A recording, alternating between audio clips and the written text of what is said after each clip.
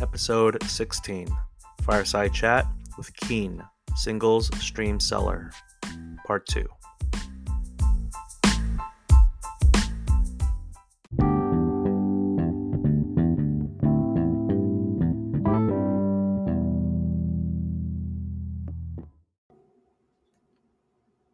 Hey there. Hope you enjoyed the first half of my chat with Keane.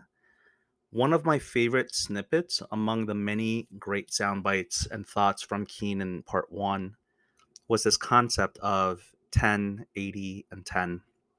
And I made some content around that concept on Instagram. And I won't explain it here because I'm assuming that you listened to the first half. I don't think these numbers were plucked out of thin air, although if I was an experienced interviewer or podcaster, which I'm not, I might have asked where these numbers came from.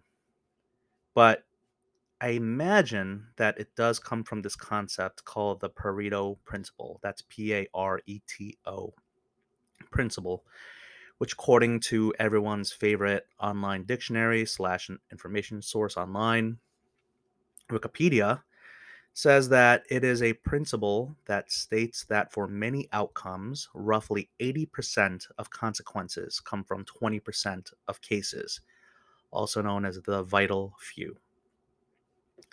This comes from not Mr. Pareto himself, but it's a principle created by, again, this is all Wikipedia. It's not like I have all this information off the top of my head, but from a management consultant, Joseph Joran, who made this up based on reading the works of Italian sociologist and economist Villafredo.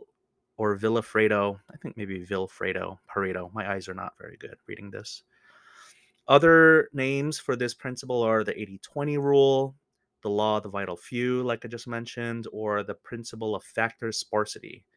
And I don't want to get into this too deep because this is supposed to be about the hobby and cards. But, just know that this concept exists all around us and has been applied successfully to business principles, economics, quality control.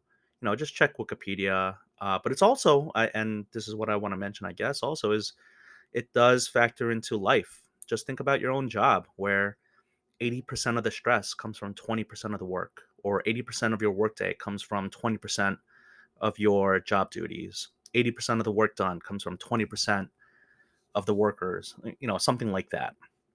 And yet, I go through this whole thing explaining the Pareto principle, but I'm also thinking about a bell curve. Okay, so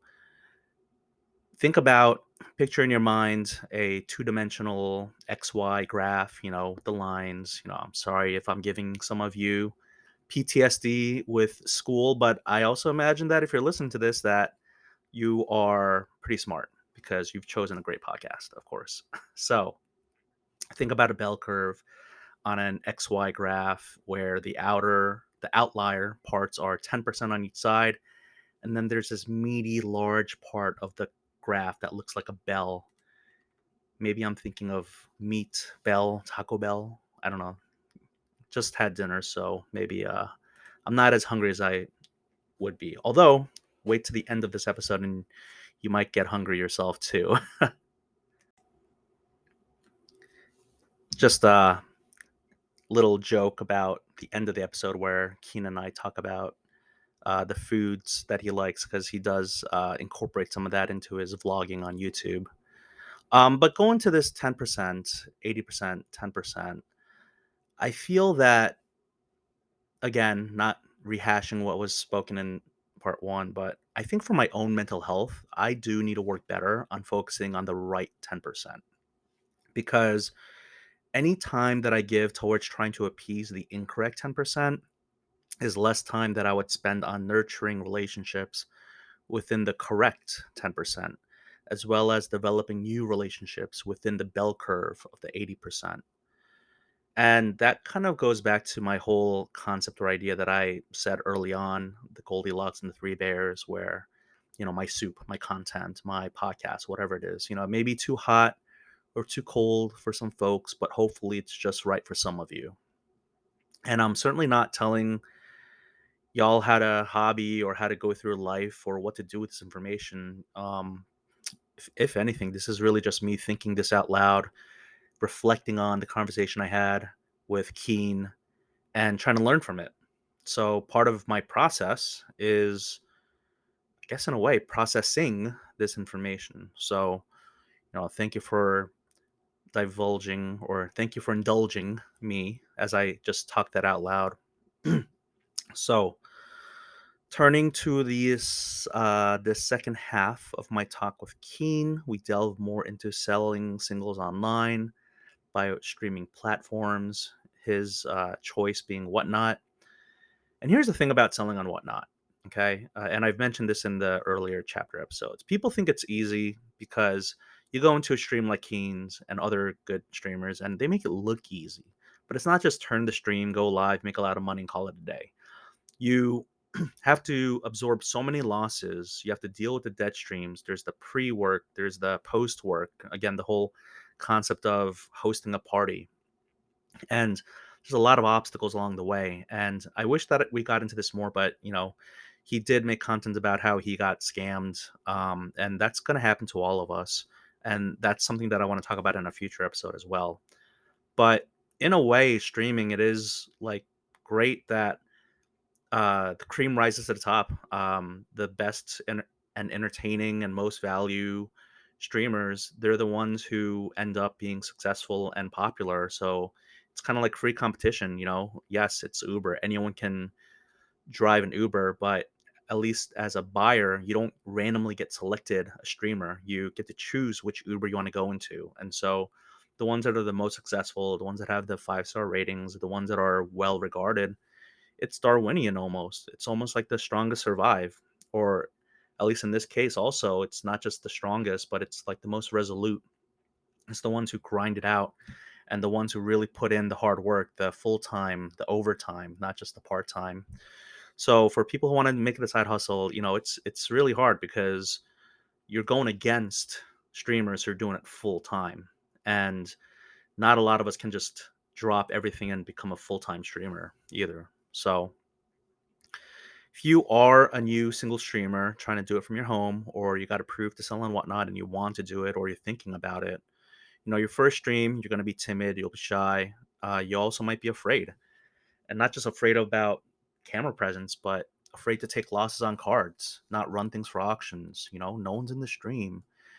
There's a lot of, again, the Uber or Lyft driving concepts. There's a lot of tons. There are tons of cars out there, okay, and they're roaming the streets of your city looking to pick up passengers. And so, what really makes you stand out versus everyone else? It's got to be something: value, entertainment. But in the end, even if you're not successful, because a lot of us don't. I mean, it's the Pareto principle, maybe in effect. But I really do admire those of us, because I've tried too, but I admire those of us who try it, because then maybe you get a sense of appreciation. Maybe you understand, deeply understand to your bones, how hard it is to be on the other side of the stream, to be the seller, to be the host of the party.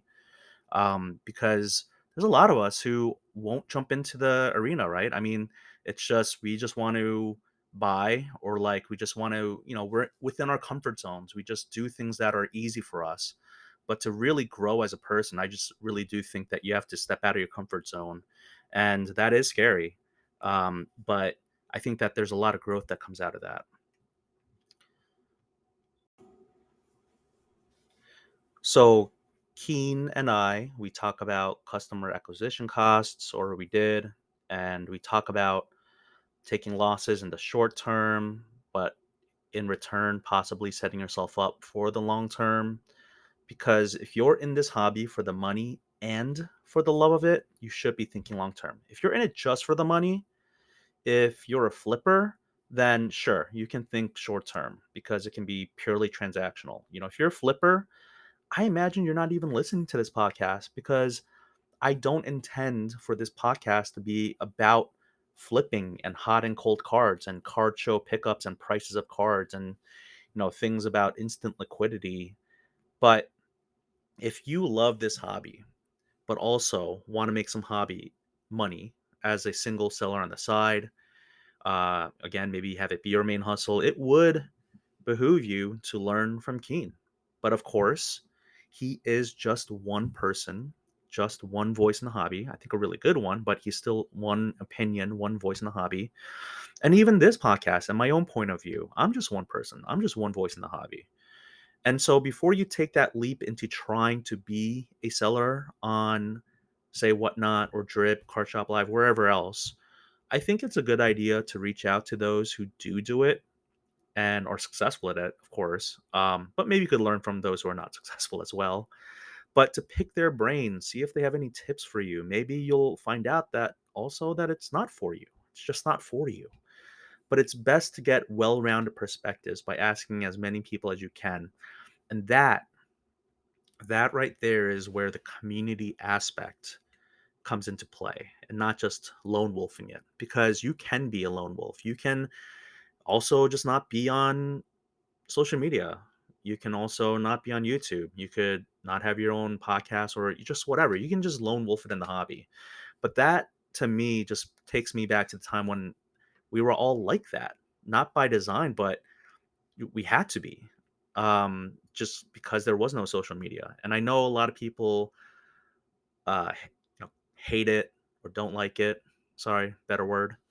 But there's also so much utility that comes from it and so much relationship building. So I'm just of the mindset that social media, like technology, anything, I guess, really in the world, it can be used for good or evil. And kind of goes back to the 10-80-10. There are 10% people who are going to love me no matter what I do, no matter how bad this podcast is. They'll love me or they'll like me a lot.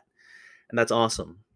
And then there are, people who it doesn't matter what I do or what anyone else does for that matter, because it's not just me that they're coming after. It's they're going after a bunch of people. They're just unhappy people in their lives, and they just need to get their, they need to dip buckets. They need to, rain on people's parades. Sorry, I just don't have time for that. I really can't get into it too much. And then there's the 80%. There's a lot of people who, for example, who have no clue that this podcast exists. And so I'm hopeful that I can capture a lot of folks, in my, I don't know, like hungry hippo mouth, to bring them in to the community. And oh my gosh, I love that game when I was a kid. But you know what I'm saying, like just to get more eyeballs or more ears, whatever it is, um, really to hear from people like Keane and from my other guests and the guests I will have in the future. Like I just think that, I feel really fortunate to be hopefully building something special here. I really don't know. Again, it's barely been a month, but I can't believe how awesome of a month it has been.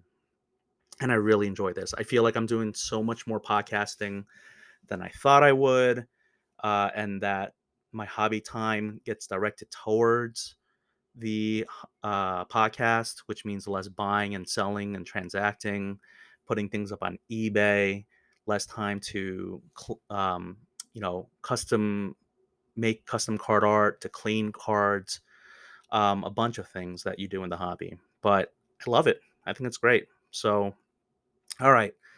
I think that I have said a lot of what I want to say. This monologue or this intro did go longer than maybe other ones, or than what I expected, mainly because I got sidetracked, which is what usually happens. But this is also a shorter interview part because this was my shortest interview to date. Um, we had to squeeze it in within an hour, and so we knew we had a hard stop time. So you know, um, hope you enjoy it. Without further ado, part two. And by the way, now that I've said that multiple times, I totally get it that it rhymes, and I love it actually. I think it's just dad jokes and dad humor. But anyway, part two of my fireside chat with Keane, singles stream seller. Enjoy.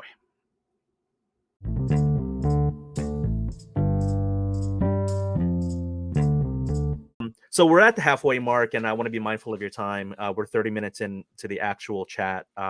I usually put some music in like filler intro stuff.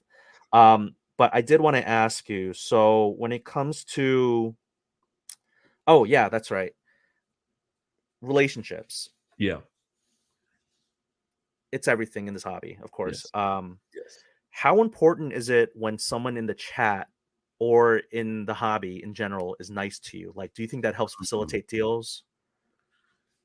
Yeah, I mean, just being a good person is just you just want to be around that person. You want to keep doing deals with them. Like if someone, if it's just like even if you're hanging out in public or hanging out with a friend, if somebody is like negative or somebody you just you're it's the antithesis of that. You don't want to be around that. But if somebody's positive and somebody like we could be doing anything else in the world, but we're here looking at these pieces of paper inside these plastic cases. So if you like it as much as I do, and we could have a good time over it, you know I'd prefer that. You know what I'm saying? Right. And so a lot of these buyers, you've never met them in person. I don't know if you've met some buyers in person, like, in your local area, but or like at shows. But do you so what someone presents to you in the chat, I mean, that's their persona to you, right? But these buyers, like they come into your room often. Like, I'm not asking you like shout them out or say their names, but like you do establish a rapport and a relationship with your streamer viewers and buyers, Mhm. right? Absolutely. Yeah, I remember I shout out to Knee House. I met Knee House one time. Shout out. He's from Indiana, but he happened to be in Burbank on work, and then we met each other at the Burbank Card Show, the last one. That Nice. was super cool. I see a bunch of people now at shows. Like I don't know their faces because most people in the hobby don't put their faces on their pictures. Like it's just Yeah, I their used to logo not. or it's just Yeah, their favorite card.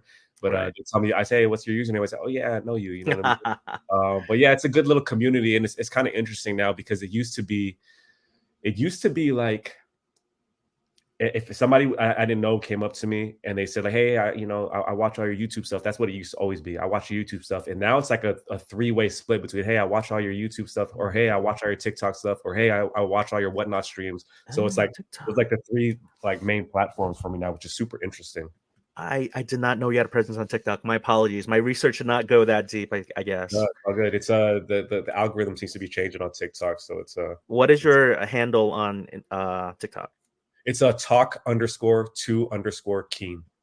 Got it. I will give you a follow, and I will put that in the show notes so people can know that as well. So, Appreciate you. do you like creating content on TikTok? Because I feel like it's so different from YouTube because YouTube is so long form, and I love your vlogs and the day in the life. And Instagram, it gets Yeah, shorter because of the reels, but then TikTok, I feel like it's even shorter. So, yeah. I mean, do you like creating?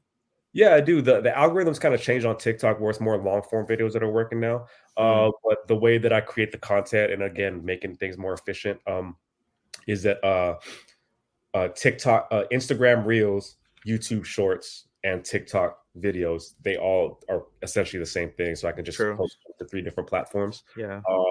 But that was working about 6 months ago. But again, the algorithm has changed, so I'm not really Keeps sure. changing. Yeah, Yeah. I'm not really sure how to adapt to it, or I haven't taken the time to figure it out. Um, but I yeah, I feel love like posting on TikTok. I feel like creators only get this, but it's so frustrating to me when Instagram Reels is 90 seconds and I am like, I got the perfect 1 minute 30 seconds, perfect. And then I go to try to do the same thing for YouTube and it's like 60 seconds. You got to cut it. And I'm like, what am I supposed to cut? Like I got to cut it even shorter and like I'm Yep. just like TikTok what is it, like 5 seconds, but like you said now it's more long form, so that's good.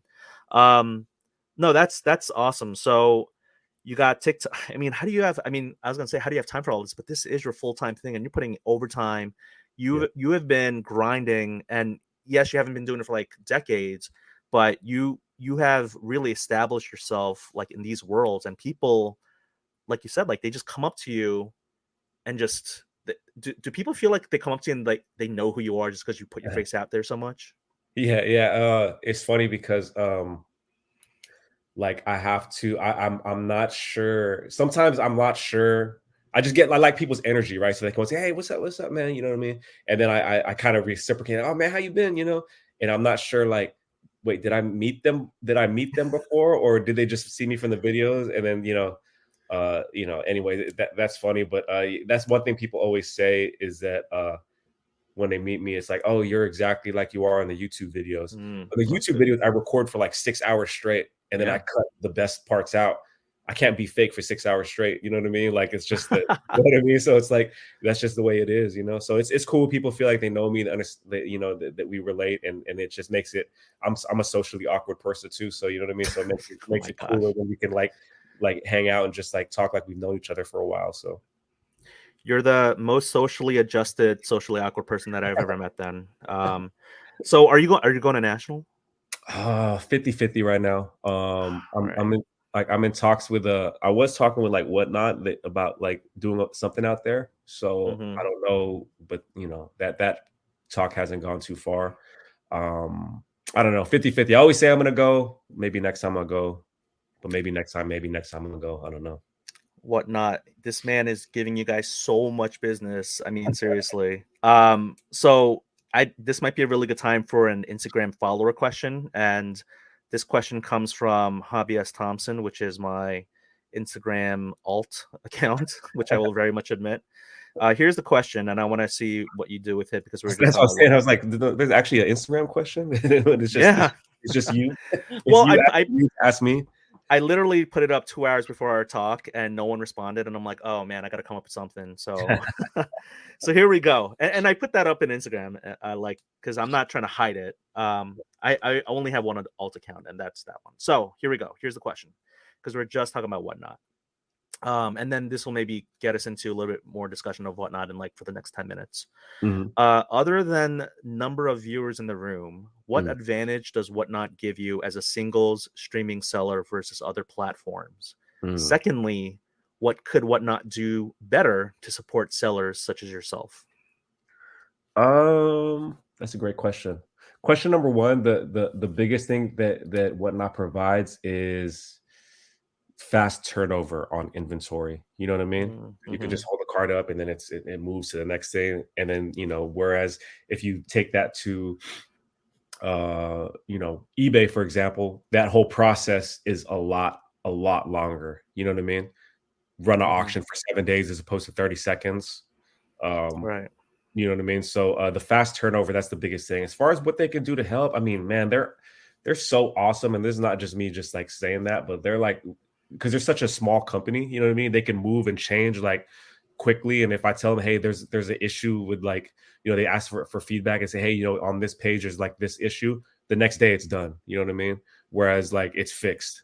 Whereas on eBay, if you have that change, that might take like it's such a big company that's like a 6 month process. That's like a Mm-hmm. 1 year process. So I think Whatnot is they listen to the streamers and the buyers so much, and they can adjust on the fly. Like that, you know, the year that I've been there, the app has changed so much and all for the better. You know what I mean? So you know, not always for the better, but they can adjust quickly. Is my point. So as Mm-hmm. far as what can they do better, I don't know. I think they're doing everything they can to you know stay current with the times. So for folks who are audio only, Keane is wearing a hat that has a big yellow W. He has a sweatshirt on that has a huge W. I'm just kidding. I think that's really great. But here's the thing, though, just to kind of probe a little bit more in that answer to the first question.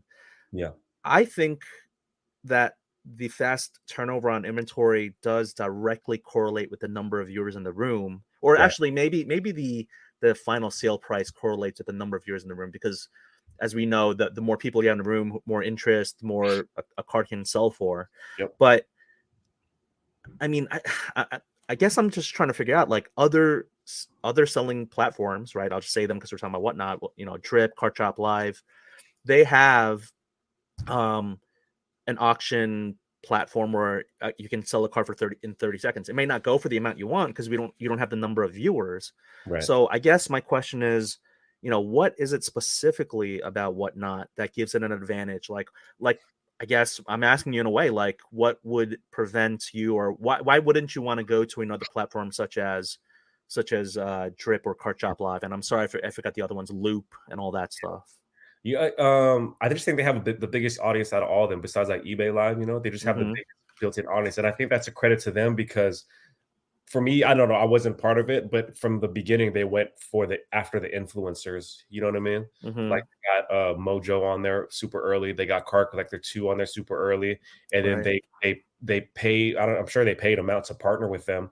and then get their user base onto Whatnot with them, which is like super smart because like in Mhm. this day and age in 2020, 2023, like more consumers seem to be aligning with people rather than corporations. You know what I'm saying? Mhm. Right. So they'll follow the Card Collector twos, they'll follow the Roth cards, they'll follow the Mojos, wherever where they go. Whereas they won't, they won't follow the old format like they used to. So I mean, again, I think maybe what I'm hearing from you is that is the number one and main and 1A, 1B, 1C, the main advantage that Whatnot has for someone such as yourself as a singles streaming seller is number of viewers and just audience, User base, user base. like, and then I've never really been on uh, the other apps, but Mhm. just how like seamless the UI is, the user interface Okay. is. You know Yeah, what I mean? yeah, I think that's really big too. And if you, I won't name the names, but if you go on the other ones and just yeah. take a peek around, like you'll see what I'm talking, like what the difference is. You know what I mean? But, Seamless but, but user first, interface. That's good. but first of all, I mean, like it is the buyer base because like I'm not gonna if I go onto another app and I see like 5 people in a room, I Yeah. only see 3 people live, and then like some of them have 15, and some of like I'm not gonna, what I mean? That's like going to a dead card show. Like it's time to go. You know what I mean? Like Yeah. So you with people being nice in your stream, I imagine because I remember this back when I have bought from you like a long time ago, but like you put up cards for $1, but when you do that, when you have an active, lively room that think cards are gonna sell for close to comps because you have the confidence that the room is gonna like just get it up there, right? I mean, so uh, can you talk to that a little bit, maybe like the room atmosphere and just kind of that? Yeah, I mean, you have to have a certain amount of people to be able to run a card and expect it to get to that amount. Like, it's not going to be, one person, two, 3 people. If you have like 60, 70 people in there, it's Hmm. a lot better. But even then, like, it's all just hit or miss, right? Like, because sometimes I'll have the most popping room, but, a card sells for 70, 30% under comps. And it Mm, sucks, right? hmm. But, like, I don't look at it that way. Like, because Custom you acquisition, like I said earlier. customer acquisition, but the biggest thing is, am I profitable in the long term? Yeah, Now, I'll lose on one car, but am I profitable in the long term? You know what I mean? So, I like to harp on a little bit and make fun. Like, that sucks. Like, damn, man, how am I going to keep the lights on? Like, oh shit, man. yeah. Like, damn, like, you know Everyone what I mean? says Like, that. Yep. yeah, how am I going to keep the lights on? Like I said, we're eating ramen for the week. But Yeah. I'm working on being very sharp with my books and having my account, working with my accounting team and knowing how everything looks. So, look, if I'm green and the bills are paid at the end of the month, like, I don't care if if a card sold for 30% of comps. Right. Like, put So it this, have you? this Yeah. sucks, but a good example I use is three weeks ago. I had 3 cards that I spent $2,300 on, Hmm. and I sold them on eBay, and they ended totally at $1,300. So I lost Wow. $1,000. You know what I On mean? eBay. Yeah. On eBay, and I probably would have lost the same on Whatnot. But the point is, I lost $1,000, and it sucks. I learned my lesson. I know not to get those cards again, or to get them a lot cheaper. But B, I'm still green at the end of the month. So Yeah. you know what I mean. But that also, if I don't learn from that, and I don't say, okay, well, if I'm losing $1,000 every time I buy a car like that, that's a problem. But like, you know what I mean? Like, you can't harp on the L's too much. You know what I'm saying? Because the whole thing's got to be a giant W. So you're gonna have a bunch of little. No one wins. No one wins every single deal, every single transaction. Like, but when you're doing repetition and you're doing volume, those L's become so insignificant. You know what I mean? A giant yellow W. I feel like this hasn't become a not a sponsorship or whatnot, but it's so funny that I've had you on because you are like such a successful, entertaining. That's the other thing is like you play music, you're rapping, you're engaging with the chat. The chat's engaging with you. It's like Yeah. positive. It's fun. Have you ever been pressured to put up like because you just brought up 4-figure cards? Have you Yeah. ever been pressured to put up a 4-figure card starting it at $1 by the chat Yeah. All the time. all the time? How do Yeah. you deal with that room pressure? Because in my earlier episode about my experiences in buying, selling, and trading on whatnot and in person and all that is Yeah. you want the room to feel inviting and fun and all that, but you also get to control, right? You as the streamer, you get to control what's on the screen, what you set things at, what it ends, well, not what it ends at, but whether you put it up for auction or there is that option of, almost like a buy it now on eBay, like you put Yeah. it in the store in whatnot's stream in your stream, right? So when it comes to the pressure of the room, can you kind of like talk to me about it? Yeah. I mean, so somebody said if they say, "Hey, run that $1,000 card at a dollar," Yeah. I just say, "Hey, you go first." You go That's it. first. Like I don't, I'm gonna do it. It's just like that. But that also talks to the dynamic in the room and the kind of culture that gets created. Not that I try to create, but just from the different types of people that are in there. And I'm live a total of like 15, 16 hours a week, and you're in there with the Hmm. same few people. There's a Yeah. dynamic that you build. There's like you know what I mean. There's like a culture. The same way when you hang out, if you take a long enough road trip with your friends, or you hang out with your friends long enough, like you're gonna be inside jokes to get for them. So if I say that and like hey, you go first, then the person that comes in there the first time, damn, this guy's kind of a jerk, but they don't understand that that's kind of like the rapport that we've built. Yes, You know what I mean? absolutely. And then sometimes I've seen it, I've experienced it. It's like when people want to support you and they don't even know you, right? I mean, they know your voice, or I guess for you, they know your face. But it's almost like you didn't ask anyone to have your back, but the chat almost has your back, right? Yeah, It's like when an outsider comes in and says something ridiculous, right? yeah.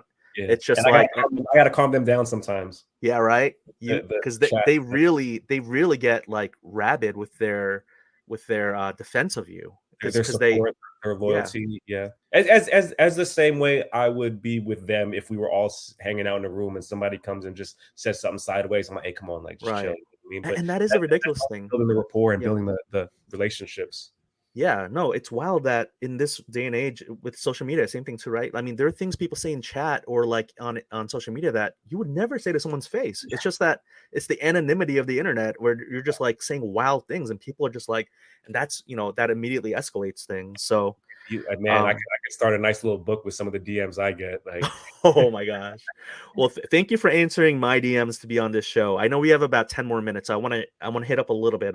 For every guest, I generally like to kind of get to know them. I know you talked about your origin story a little bit and starting in 2019, but I kind of wanted to probe a little bit more, just maybe not even for like the listeners' education or to learn from this, but more of like just to kind of humanize you some more. You mentioned culture, and I know we weren't talking about like culture from a like a Asian American or representation standpoint, but you're Asian American, I'm Asian American, and I think representation matters a lot. And to have you on means a lot to me.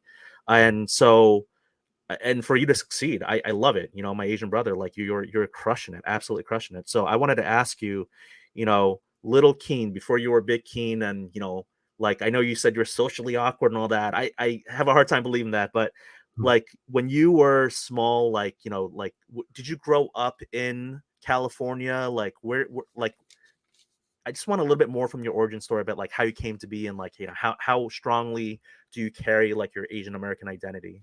mm, that's a great question. I was born in the Philippines, and then we came here when I was pretty young, and I've pretty much spent my whole life here in the Bay Area, California. And it's a very diverse culture here. There's a lot of just Asians and Chinese people, Vietnamese people, Filipino people here, and yeah, I mean, like I don't know, like how it's kind of a maybe I got to get out more, but like how proud you to carry. Of course, I'm very proud. But it's not something that is kind of like that stands out over here because it's such a diverse place over here. But again, it's like it's part of who I am in the chat and everything. It's like like there's times where we play like a we start. Okay, we're gonna start the stream. We're gonna play the national anthems. We start with the Filipino national anthem, and then and then we come with the American national anthem. So, very proud of it. You know what I mean? It's part of who I That's am. so you are a big Manny Pacquiao fan then? Absolutely, you have to be. Absolutely. Do you Yeah, have his but cards? I'm a big Floyd Mayweather fan too, though. So Oh, are you? Okay, yeah, so do you PC his cards? Like I don't even know if there are Manny Pacquiao cards out there. many Pacquiao cards, like I said, because like there's a lot of Filipinos out here. They're kind of easy to find. They're just like Steph Okay. Curry cards out here. So I don't PC them because I feel like I can get a Manny Pacquiao auto card anytime over here. But Yeah. yeah, I mean, I just love yeah, just love him and love love all that stuff. No, that's wild to me. I really appreciate you sharing that because, here I am like thinking, I live in a pretty diverse area of the country as well. And I would not take it. I do not take it for granted. I'm not saying you are either, but it's almost like it's like baked in, right? I mean, it's like it's easier to stand out when you are like when you're in very undiverse, not diverse area of Sure. the country. Or again, we're talking about America, right? I mean, this is a podcast in America. Yeah. Shout out to my Germany listener, and 15% from Canada. I don't know how many raw numbers that is, but 15% from Canada. But we're talking about America here, and you know, um, we live in very diverse areas where we don't stand out like sore thumbs Right. because we have our, many uh, Latinx, African American, Asian brothers and sisters all over the place, right? So, Yeah. no, I It's really also appreciate that. funny too because I remember one of the YouTube videos I was in one of the vlogs I was in the show, and then it just happened to be, and I realized after I was just talking with a bunch of like the room's full of like Filipinos, Asians, Vietnamese because that's the community out here. A lot of the Hmm. community out here for car collecting, and then one of the comments said like, "Wait, this is in America?"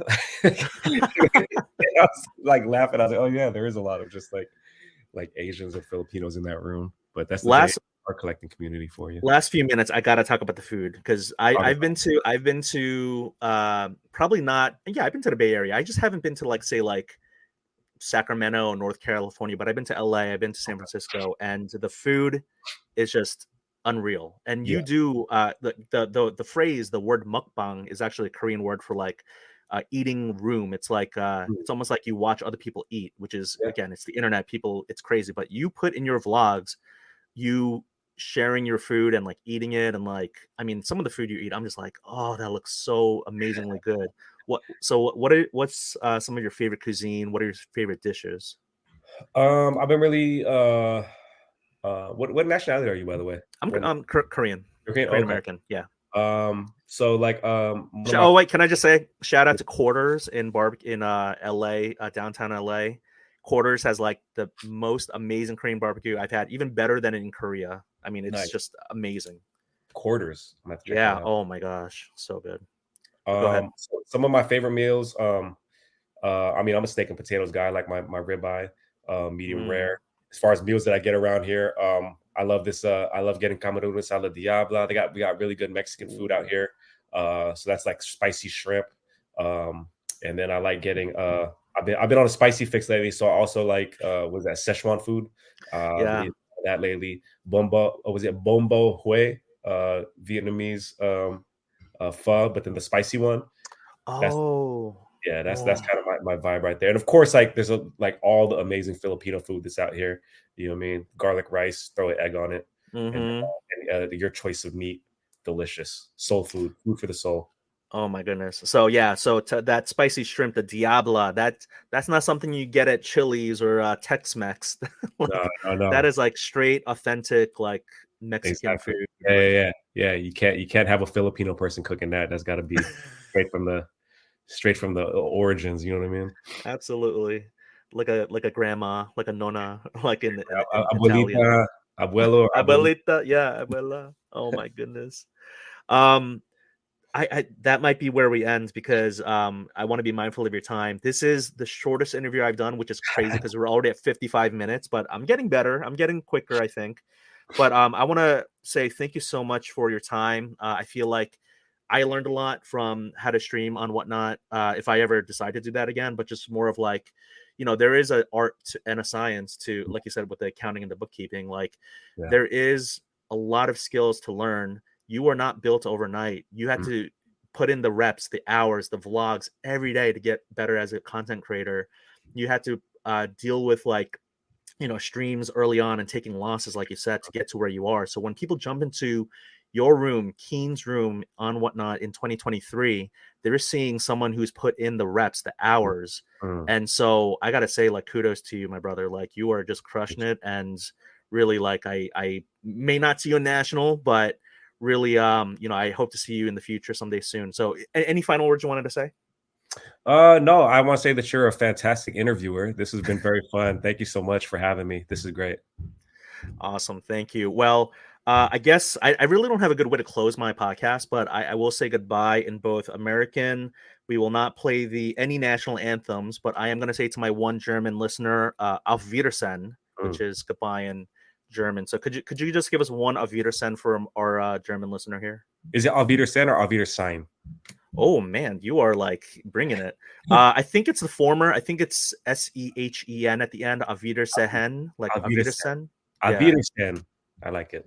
Awesome. Thank you so much, Keane. You have a wonderful rest of your day. You as well. I appreciate you, brother. Thank you.